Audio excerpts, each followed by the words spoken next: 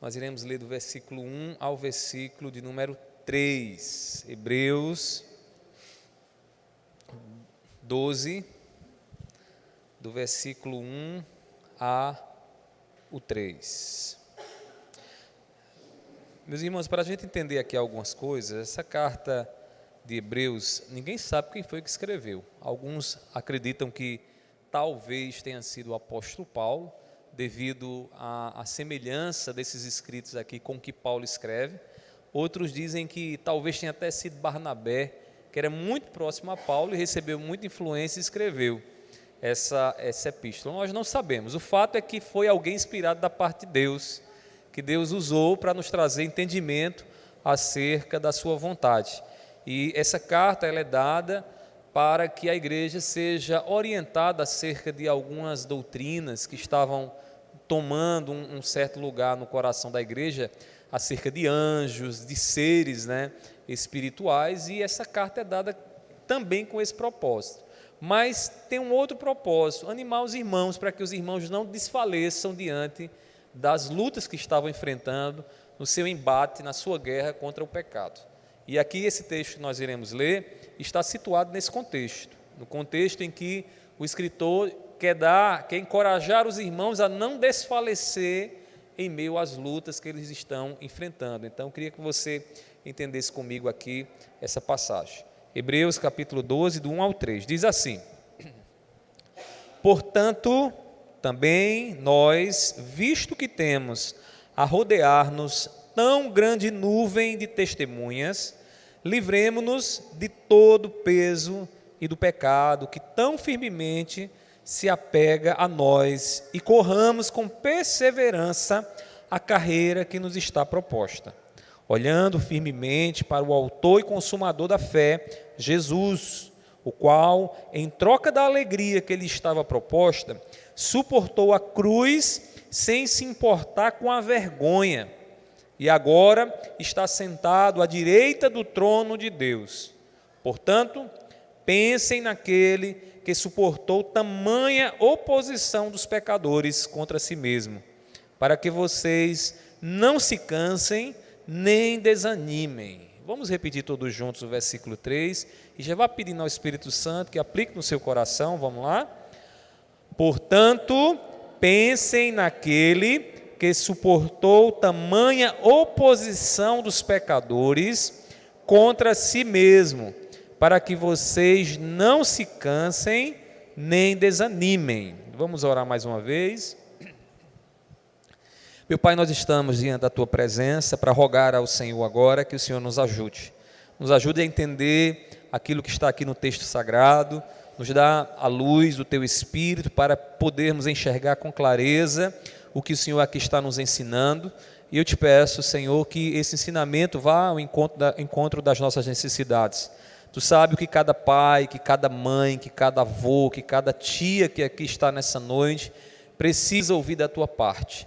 E nós, Senhor, estamos com os nossos ouvidos abertos e pedimos, ajuda-nos para que saiamos daqui fortalecidos e animados para Te servir.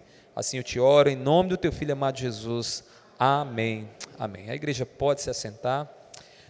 Meus queridos irmãos, o título que eu dou a essa mensagem nessa noite é o fundamento da nossa vitória sobre o mundo, Em que estamos fundamentados? Fundamento é algo muito importante.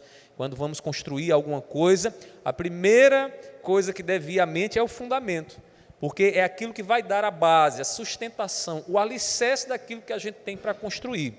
O cristão, ele está alicerçado em algo, ele está alicerçado na palavra de Deus. E uma vez que ele está alicerçado na palavra de Deus, ele é capaz então de suportar os ventos, as tribulações e as provas que esse mundo tem aí a nos dar. Porque Jesus disse que nós teríamos aflição nesse mundo. Jesus disse que nesse mundo aqui passaríamos por lutas. Paulo, quando disse a Timóteo, para animar Timóteo, ele disse o seguinte: olha, todo aquele que deseja viver piedosamente, viver para agradar a Deus, nessa vida vai ser perseguido de uma forma ou de outra. Então, meus irmãos, nós precisamos estar fundamentados, bem fundamentados, para vencer a oposição que o mundo faz à nossa vida. O sofrimento de Jesus, irmãos, o que Jesus sofreu, é um estímulo para a igreja. Quando nós ouvimos e lemos aquilo que o nosso Senhor Jesus Cristo enfrentou, né, a maneira como os homens se levantaram contra ele para tirar a vida dele, enquanto aqui esteve com o seu ministério, eram muitas as oposições, né, alguns levantando algum argumento para humilhar ele, para envergonhar ele, e no fim de tudo Jesus então é crucificado ali naquela cruz horrenda, ali sendo envergonhado diante dos homens, mas exaltado diante de Deus. Quando nós meditamos em tudo que o nosso Senhor Jesus passou e sofreu, nós precisamos ser estimulados, irmãos, pelo sofrimento do nosso Senhor Jesus Cristo, estimulados a estar nesse mundo e como Cristo enfrentar o mundo e não temer aquilo que o mundo ele tem contra a nossa vida. Devemos nos espelhar no sofrimento de Jesus para vencer a luta contra o mundo. Essa luta que você tem tido contra esse pensamento contrário, que você sabe que não vem do céu, vem do inferno contra a sua vida. Porque o diabo, ele está buscando uma brecha na sua vida, e na minha vida também, para nos devorar. O mundo está aí se opondo àquilo que nós seguimos e que vem do nosso Senhor Jesus Cristo.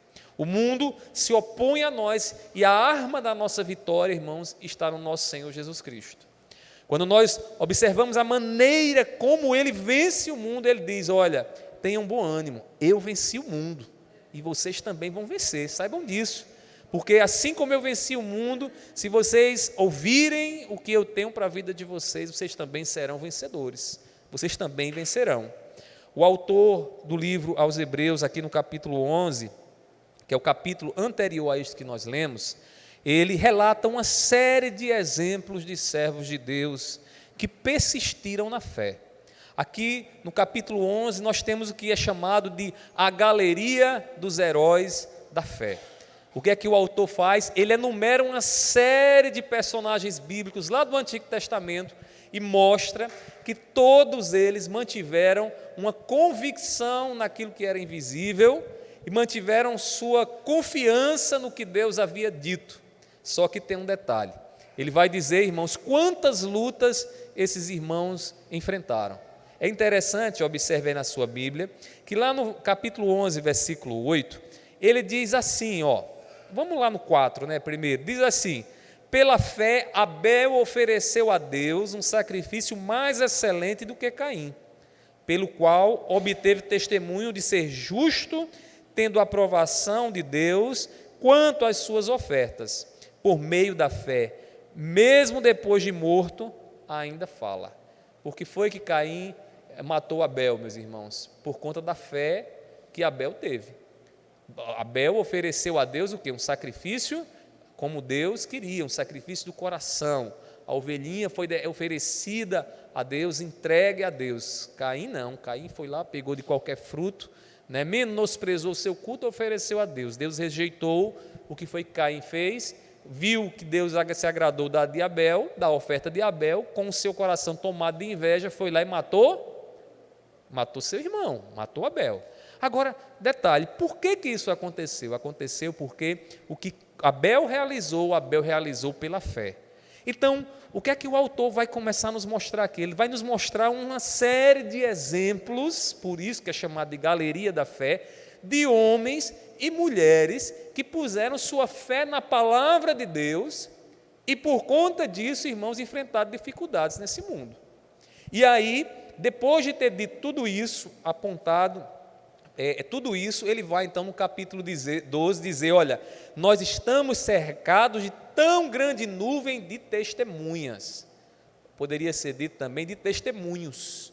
Porque quando nós olhamos para a palavra de Deus, nós temos vários exemplos de homens, de mulheres, que mantiveram-se firmes na promessa de Deus, no que Deus falou, por conta disso enfrentaram dificuldades, foram envergonhados e zombados aqui nesse mundo. Então, a gente não tem o que estranhar quando, firmes na fé, o mundo se opõe à nossa vida.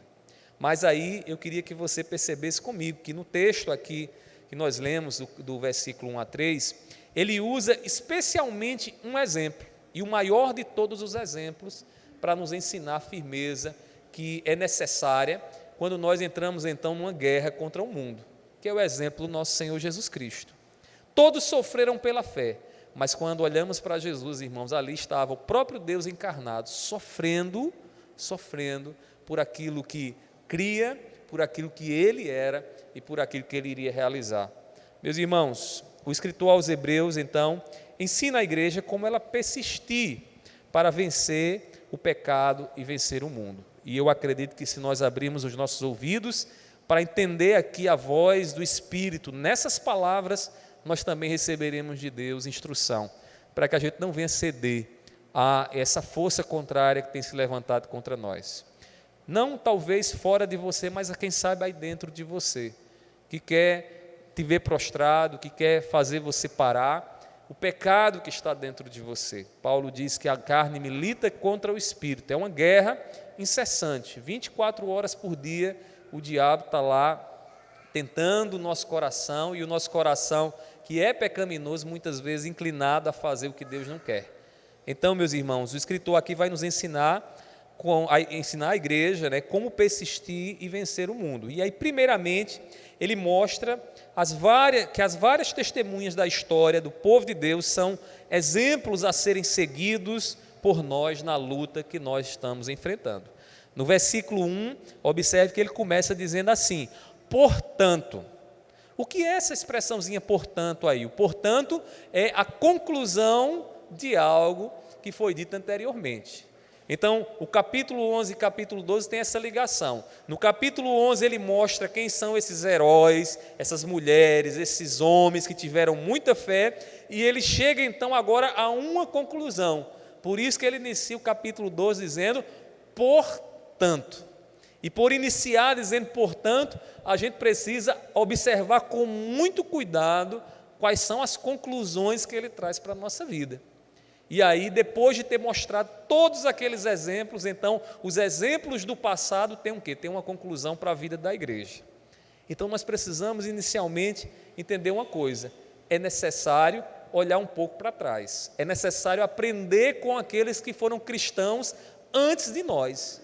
E eu não estou falando aqui daqueles apenas que viveram na nossa história, eu estou falando daqueles que estavam lá no início de tudo: Abraão, Isaac, Jacó, José, Davi, Moisés, tantos homens de Deus que, guiados pela fé nesse mundo aqui, persistiram e venceram o mundo, não cederam ao mundo. Então, ele começa dizendo, portanto, e aí não são poucos os exemplos que o texto nos mostra. Na continuação, ele diz assim, também nós, agora está falando para a igreja, né, do seu tempo, também nós, visto que temos a rodear-nos tão grande nuvem de testemunhas. O que é que ele está nos mostrando aqui agora? Que os exemplos, irmãos, não são poucos. Ele enumerou alguns aqui. O capítulo 11 tem todos eles, mas não são poucos os exemplos de homens e mulheres que persistiram na fé. O que é a fé? O capítulo 11, versículo 1 diz: é a certeza nas coisas que nós não vemos. E por que é uma certeza nas coisas que nós não vemos? Porque Deus fala conosco por meio da palavra. A palavra eu não vejo, eu escuto a palavra. Então, a partir do momento que o meu coração escuta a palavra e eu confio nesta palavra, eu passo a viver agora com um Deus que eu não vejo, mas é real. De um Deus que eu não pego, não abraço, não cheiro, né? Mas é real, é o Deus que é Espírito. Então, a fé é a certeza no que é invisível e a convicção de fatos que não se veem. A gente não está vendo, né? A gente tem apenas expectativas, a gente tem esperança na promessa de Deus. Então, ele vai dizer aqui que nós estamos cercados de tão grande nuvem de testemunhas, ou seja, para não desfalecer na luta contra o pecado, meus irmãos, nós temos um bocado de exemplo. Agora, o que é que acontece às vezes, na prática? Acontece que às vezes a gente não busca se alimentar com o exemplo de homens e mulheres que viveram antes de nós. A gente acaba se esquecendo desses testemunhos que estão todos escritos na Bíblia Sagrada, para que a gente saiba nos guiar aqui diante do que temos passado. E quando nós esquecemos isso, então, nós nos tornamos fracos. né? Porque a sabedoria é aprender, meus irmãos, com os outros. Veja como uma criança aprende, né? O nosso filhinho mais novo está na fase da esponjinha, né? A esponja a gente costuma dizer porque tudo que ele vê, ele suga e aprende rapidinho. E a maneira como nós agimos uns com os outros em casa, a maneira como falamos, rapidamente ele absorve para si. É o aprendizado pelo o exemplo. Ele vê o exemplo, ele imita. Irmãos, o aprendizado do crente também é um aprendizado pelo exemplo. Ele lê a Bíblia, vê o exemplo e ele absorve para si. Mas se nós não lemos a Bíblia, se nós não buscamos absorver o exemplo de homens e mulheres que viveram por fé, meus irmãos, nós estamos com o nosso crescimento problemático. A gente está buscando um exemplo em qualquer outra coisa.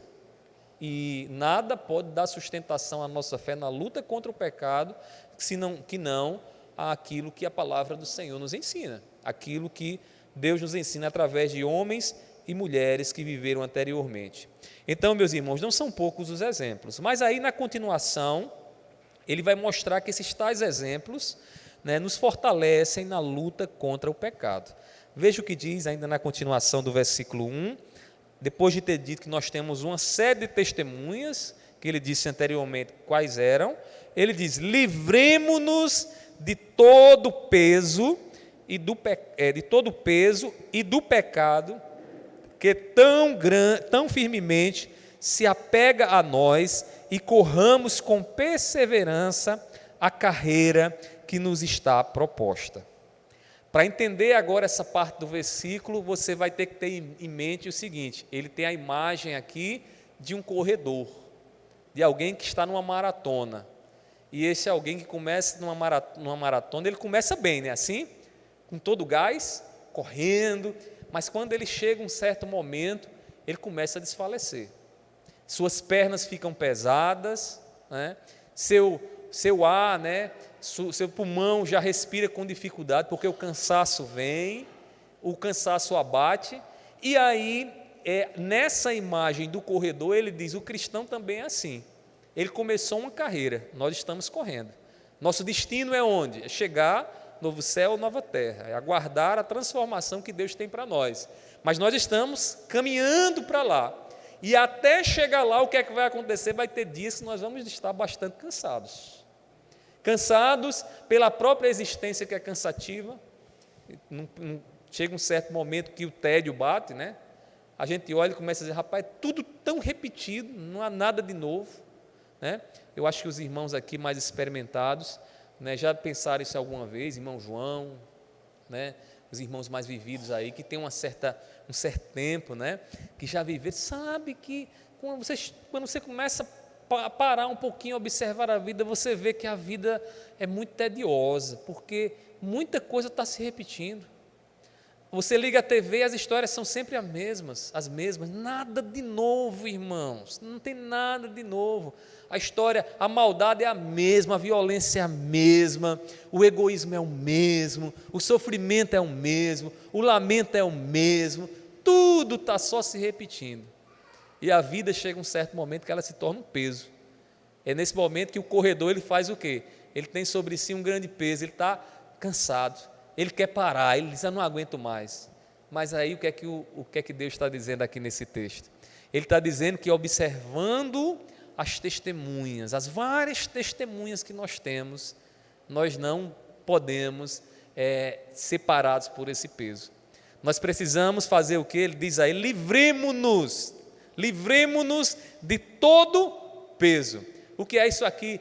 Ele está dizendo, em outras palavras, o seguinte: irmãos, não desanimem na caminhada de vocês. Embora a existência tenha o seu peso, embora esse mundo seja tedioso, não deixe que seja um peso que faça querer vocês pararem na caminhada. Se livrem desse peso, vivam pela fé. Vejam quantos homens e mulheres viveram dessa forma. Tomem o exemplo deles para vocês, para que vocês não parem. Mas o escritor ele não fala só do peso aqui como sendo o peso da caminhada, da existência difícil. Ele fala também do pecado, que são duas coisas. Olha só, primeiro, a existência que é difícil, e viver não é fácil, né? Todos os dias a gente está lá cansado, trabalhando para trazer o alimento, fazer o alimento, fora os problemas da saúde, dificuldade no relacionamento, um mundo que nos apavora cada vez mais, são notícias terríveis todos os dias, de um lado e do outro, e aí, para piorar a situação, tem um pecado que está dentro de nós, Esse pecado também vive o quê? Ali tentando nos afastar de Deus, e aí ele diz, e do pecado que tão firmemente se apega a nós. O que é esse pecado tão firmemente se apega a nós?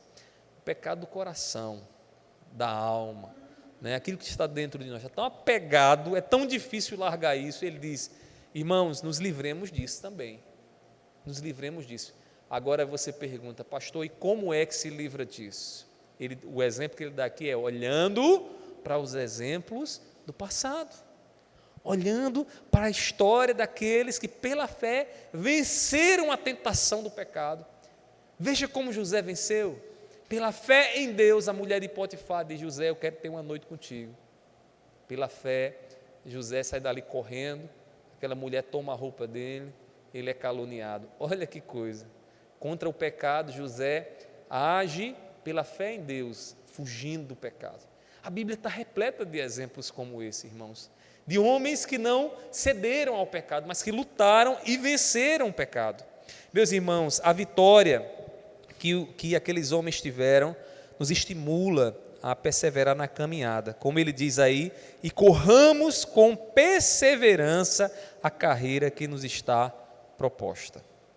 Então, nos livrando do peso e nos livrando do pecado, corramos a carreira que nos está proposta. Quem foi que propôs essa carreira para nós? Deus. Desde o dia que o Evangelho chegou ao nosso coração, que ouvimos então de Deus, o que Deus quer para nós em Cristo Jesus, Ele estabeleceu qual é o percurso que nós precisamos percorrer aqui nesse mundo. Qual é o caminho que nós precisamos andar? Jesus diz, eu sou o caminho, eu sou o caminho. O caminho que nós precisamos percorrer. Meus irmãos, de todas as testemunhas que a igreja tem, de vitória contra o pecado, Jesus é a maior delas. E aí no versículo 2, então, ele vai dizer para onde é que nós precisamos olhar. Eu sei que ele falou de uma série, um bocado de exemplo, mas agora ele vai falar do exemplo dos exemplos, ou seja, o exemplo maior. E aí ele diz o seguinte no versículo 2, olhando firmemente, né, para o autor e consumador da fé, Jesus.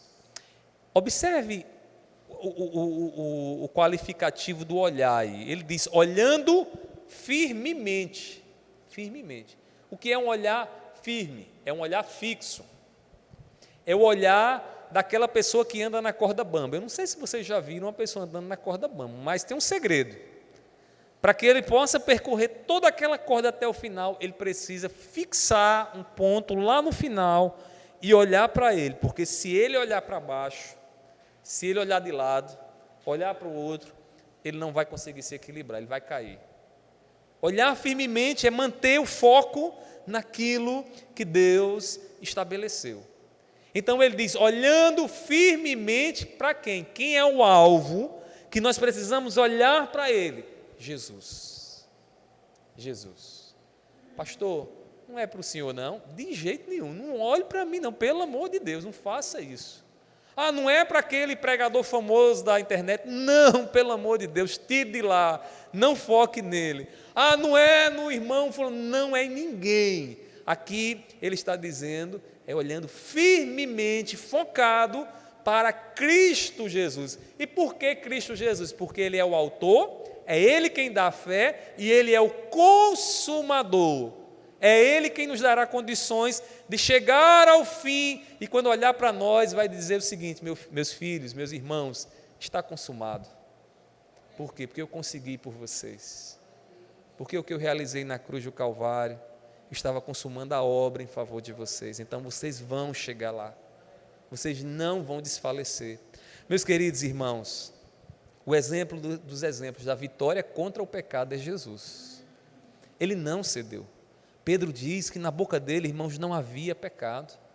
Razões ele tinha para fulminar todos aqueles que lhe batiam a face, todos aqueles que zombavam dele, mas ele não fez isso. Ele achou por bem dizer: Pai, perdoa estes.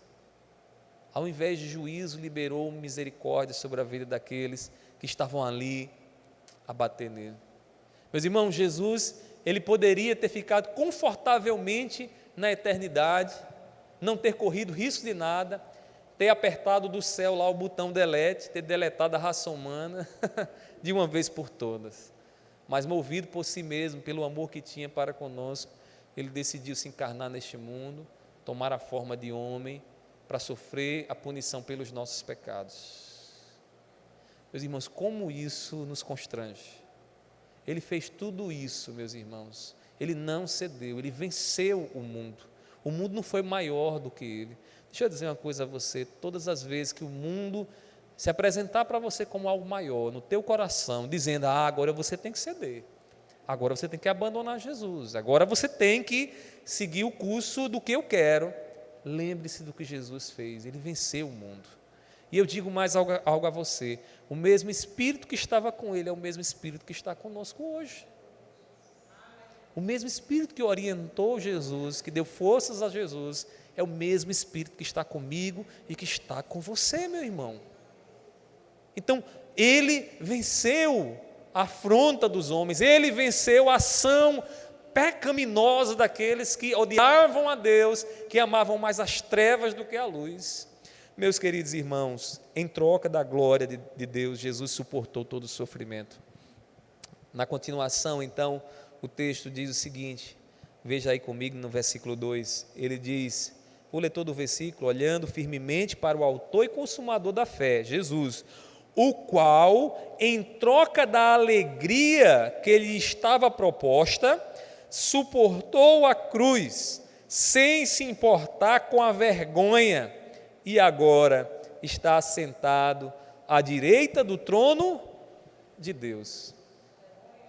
À direita do trono de Deus. O que é isso? A glória de Deus. Jesus está à direita de Deus e nós pela fé estamos à direita de Deus, porque Jesus foi para lá, porque Jesus nos colocou na glória do Senhor, que mais adiante experimentaremos de forma concreta, não só espiritual, mas de forma concreta. Agora, ele diz o seguinte aqui, ele diz, olha irmãos, a alegria que estava proposta para ele, qual era essa alegria que estava proposta para ele? Alguns teólogos dizem o seguinte, e eu sou bem inclinado a essa visão, eles dizem o seguinte, que o que aconteceu na eternidade foi um conselho, de uma reunião entre Pai, Filho e Espírito Santo. E no decreto eterno de Deus, o Pai, o Filho e o Espírito Santo, eles determinaram a missão de cada um. O Pai decreta, o Filho cumpre a obra que o Pai decretou, e o Espírito, ele efetiva a obra na vida daqueles que creem, daqueles que confiam. Então, no conselho eterno, cada um recebe da parte de Deus o que? A sua missão. Provavelmente, quando o autor aqui diz, pela alegria que lhe estava proposta, o que ele está falando aqui é daquilo que foi proposto para Jesus, onde? Na eternidade. Que poderia ser dito da seguinte forma, olha, tu vais para a terra, tu vais para a existência humana, vai tomar a forma de homem, e lá tu vais sofrer, tu vais morrer, tua vida vai ser ali crucificada, ali naquela cruz, para que você sofra o castigo daqueles que eu elegi para a salvação, dos meus eleitos. Então, o que é que Jesus, quando ouviu isso na eternidade, diz? Tá bom, porque a proposta é o seguinte, tu vai fazer tudo isso, e depois que tu realizares tudo isso, tu vais agora estar à minha direita, e viver à minha direita eternamente. A direita aqui está no lugar de honra, A direita aqui tem a ver, é a imagem daquilo que um rei, da posição que um rei dá, a melhor posição, a posição de honra é estar à destra do rei. Então Jesus, ele cumpre o que foi proposto para ele e vai para a direita do Pai.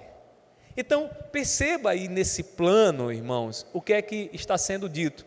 Jesus troca o sofrimento, troca aquele sofrimento, a dor, a vergonha que ele passou na cruz, porque diziam para ele: tu não és Deus, desce daí. Colocaram uma coroa de espinho na cabeça dele, irmãos, não era porque ele era rei, era uma afronta, era uma zombaria, era para dizer: está aqui a coroa que tu diz que tem. Enfiaram ali uma coroa de espinho na cabeça dele. Meus irmãos, tudo isso foi vergonhoso, e por esse sofrimento e por esta vergonha, Deus o exaltou, dando a ele o quê? A glória, a glória. Aqui há um princípio espiritual que Jesus nos ensina, e que talvez você precisa nessa noite aplicar à sua vida. É o princípio do que Paulo vai falar também lá em Filipenses capítulo 2, que a humilhação precede a exaltação. A exaltação. Em outras palavras, antes de ser exaltado por Deus, você precisa ser humilhado por Ele. Antes de Deus te colocar à direita, você precisa sofrer, você precisa ser humilhado. E aí, pela alegria que lhe estava proposta, Jesus, ele faz o quê? Ele sofre, ele aceita o sofrimento. Se você soubesse que Deus tinha para você um lugar de honra, tinha um lugar e tem para você um lugar de honra, né, você estaria disposto a sofrer por esse lugar de honra? O atleta, ele sofre, né, para subir ao pódio. Ele não sobe ao pódio para estar no primeiro lugar lá, de qualquer forma. Ele antes tem que vencer a maratona. E a maratona é um momento de todo desgaste, né, colocar toda a sua força, todo o seu condicionamento físico ali, agora naquele momento. Então, meus irmãos, deixa eu dizer uma coisa para vocês, a gente está aqui nessa maratona, nessa carreira, na caminhada, o sofrimento vai estar junto, o pecado vai estar aperreando, homens vão zombar de você, mulheres vão zombar de você, mas lembre-se, olha lá para o final, para a glória que está reservada para você. Porque assim como Deus colocou seu Filho à direita dele, um dia Ele nos colocará também em Cristo Jesus à direita dele. Então não desfaleça não desanime não fique querendo desistir, não aguento mais, não dá mais. Nem deixe o diabo dizer para você o seguinte, como eu escuto muitas vezes por aí, gente está alegando: se eu não fosse crente, talvez a coisa melhorasse. Como se vir para a igreja e servir a Jesus fosse a matemática do que eu vou para a igreja, tudo vai me dar bem, vai dar certo para mim. Não é assim, meus irmãos. A Bíblia, ela é realista, e Deus, Ele está conosco na tribulação. Ele não nos livra da tribulação, Ele está conosco na tribulação, e a gente precisa lembrar disso muitas vezes ao nosso coração. Meus irmãos, o exemplo de Jesus deve estar em nossas mentes, para que não venhamos desfalecer diante daquilo que temos sofrido aqui nesse mundo. Escute bem, está cansado, Deus tem ouvido tuas orações, você tem alegado: meu pai, eu não consigo mais nem abrir minha boca para orar, de tão cansado que eu estou espiritualmente. Talvez você esteja exausto espiritualmente, querendo dizer: agora eu quero parar aqui eu paro, daqui para frente não tenho mais força não. Deixa eu dizer uma coisa para você: olhe para Jesus, olhe para o exemplo dele. Sua mente, seu coração precisa estar em Cristo Jesus, para que você não desfaleça. Então, o escritor aos Hebreus vai terminar com outra conclusão, e eu queria que você observasse no versículo 3. Ele diz assim, versículo 3: portanto, outro portanto aparece aí, então, ele está dando outra conclusão, né? Portanto, pensem naquele que suportou tamanha oposição de quem? Dos pecadores contra si mesmo, para que vocês não se cansem nem desanimem. Ele está fazendo o que aqui? Repetindo o que ele disse anteriormente. É como se ele estivesse querendo bater duas vezes para que o prego seja bem fixado, né? É assim que acontece? A gente está lá batendo o martelo, Marconi, Aí a gente faz o quê? Dá uma pancada, pô, aí o bicho fica lá no meio, você diz, não entrou ainda todo não, vou dar outra porrada para ver se ele entra, aí você, pô, dá outra martelada, aí o bicho entra e fica bem justinho, bem apertadinho. Então, é como se o escritor aqui aos Hebreus, o Espírito Santo, estivesse fazendo isso conosco. Ele diz, eu vou dar aqui uma martelada, aí, pô, do versículo 1 ao 2, ele dá essa primeira martelada, aí o prego fica na metade, né? Embora ele já tenha falado a mensagem toda. Aí ele agora vai no versículo 3 fazer o quê? Dar outra martelada no mesmo lugar e dizendo a mesma coisa, para dizer a você o seguinte: olhe para Jesus, veja o que ele sofreu, para que você não desanime, para que você não desfaleça, para que você não jogue aí a toalha e diga, olha, é o fim, eu não aguento mais, não dá mais. Olha para Jesus, porque se você não olhar lá para o alvo, você vai se desequilibrar, você vai cair, você não vai suportar, você não vai ficar de pé. Olha para Jesus. Meus irmãos, os servos do passado têm muito a nos ensinar, e Jesus é o servo dos servos. Jesus é o servo dos servos, porque ele não houve ninguém tão humilde quanto ele, tendo tamanha glória, né, abriu mão da sua glória para estar entre nós como servo, morrer naquela cruz para nos dar o perdão. Meus irmãos, olhemos então para o nosso Senhor Jesus Cristo. É Ele, irmãos, é para Ele, é olhando para o sofrimento dEle, para tudo o que Ele enfrentou, que nós somos estimulados para não desfalecer. Imagine você na maratona cansado, mas aí você olha para diante e lembra, poxa, quando eu chegar lá no fim, eu serei honrado. Lá no fim há um grande galardão, um prêmio, a coroa da vitória que vai me ser dada. Então eu vou olhar para lá. Eu não vou olhar para João, Leonardo, a igreja, as instituições, não vou olhar para homem, eu vou olhar para o futuro. Eu vou olhar para o que Deus tem para mim. E quando nós então pomos, irmãos, os nossos olhos lá, nós somos estimulados a não desanimar. Por isso, meus queridos irmãos, devemos nos espelhar no sofrimento de Cristo para não desfalecer nessa luta, eu sei, muitas vezes desigual contra o pecado. Muitas vezes a gente vê o mundo maior do que o que achamos que somos, né? E na verdade, irmãos, o mundo não é maior do que Deus, mas a nossa mente às vezes quer nos enganar e dizer, não, o mundo é maior. Irmãos, se nós olhamos para Jesus, aquele em quem nós estamos fundamentados, aquele, irmãos, que nos dá condições de, vindo os ventos, venham de todos os lados, venha o vento do diabo, do pecado, do mundo, do que vier, mas ele não vai nos fazer ficar prostrados. Portanto, não desanime não, viu? Levante sua cabeça em nome de Jesus. Amém? Vamos ficar de pé, vamos orar. Meus irmãos, eu queria fazer nessa oração também, uma oração agradecendo a Deus pela vida do nosso filho Caleb. Hoje se inaugura uma fase nova na vida dele, né? Ele é adolescente, né? Hoje, 12 anos, parece que foi ontem, né, que ele estava lá no Alto Mateus, tocando aquele atabaque, põe, orava para acabar o culto, para correr para o atabaque, para ficar batendo, sempre gostou, né? E a gente tem essas imagens aí guardadas na memória, e parece que foi ontem, né? Hoje está com 12 anos, daqui a pouco 18, daqui a pouco está cuidando de mim e de Mirelle, né? É o ciclo da vida. Então louvo a Deus pela vida do meu filho, louvado seja Deus, é um filho assim que tem nos dado muitas alegrias. Eu tenho dito a ele, hoje de manhã a primeira oração foi essa, eu disse a ele, meu filho, você é uma bênção na nossa vida, então que Deus continue abençoando ele. Eu não vou falar muito não, porque aí fica meio choroso nessas horas, né?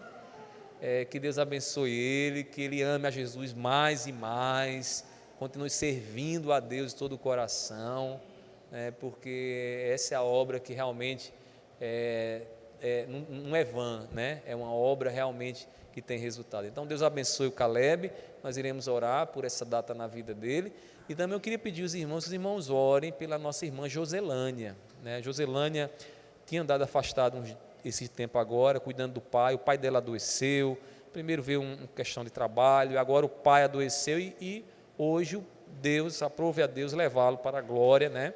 Então Joselândia, e aí eu queria pedir aos irmãos, os irmãos orem, consolem, aqueles que puderem mandar uma mensagem para ela, né, de conforto e consolo. Façam isso, é muito importante nesse momento de luto a gente poder consolarmos uns aos outros. Então vamos orar pela vida da nossa irmã Joselânia e agradecendo a Deus pela vida do Caleb, para que Deus lhe dê cada vez mais graça e sabedoria. Meu Pai, eu te louvo, Senhor, porque o Senhor nos trouxe aqui nessa noite para adorar o Senhor, para colocar diante do Senhor as nossas orações também. E nós saímos daqui com a certeza de que tudo que oramos e pedimos a Ti, o Senhor há de nos dar direção. Te louvo, Deus, pela vida da Tua serva que esteve à frente, na direção desse culto. Continue abençoando ela, sua saúde, sua família, dando graça e mais graça. Também te peço nessa noite e já te agradeço, Senhor. Te agradeço pela vida do Caleb, por mais essa data na vida dele. Nós te louvamos pelo filho que ele é, pela maneira como o Senhor tem trabalhado no coração dele, pela maneira como o Senhor tem disposto o coração dele para te servir na tua obra, servindo aqui à igreja, fazendo aquilo que o Senhor assim direcionou para ele. Eu te peço, continua dando saúde, dando inteligência, Senhor, que ele possa se desenvolver e crescer para a glória do teu nome. Também te apresentamos, Senhor, a vida da nossa irmã Joselânia, que nesse momento de luto, Senhor, está ali juntamente com a sua família, passando, Pai, esse momento de dificuldades emocionais, Senhor, porque não é fácil, mas eu sei, Deus, que Tu és o Deus de todo consolo. Tu és o Senhor que está conosco todos os dias. E eu te peço, Deus, manifeste o Teu cuidado, manifeste o Teu consolo sobre a vida dela, derrama toda a graça que a Tua serva precisa nesse momento, e que em meio a tudo isso, toda a família possa lembrar daquilo que o Senhor é, o nosso refúgio e fortaleza, socorro bem presente nos momentos de aflição, de angústia. Seja com eles, Senhor, assim eu te peço, e recebe desde já o nosso louvor e a nossa gratidão. Assim nós te oramos, assim nós te pedimos, em nome do teu Filho amado Jesus. Amém. Que a graça do nosso Senhor Jesus Cristo, o amor de Deus e a comunhão do Espírito Santo estejam sobre todos, hoje e para todos sempre. Amém.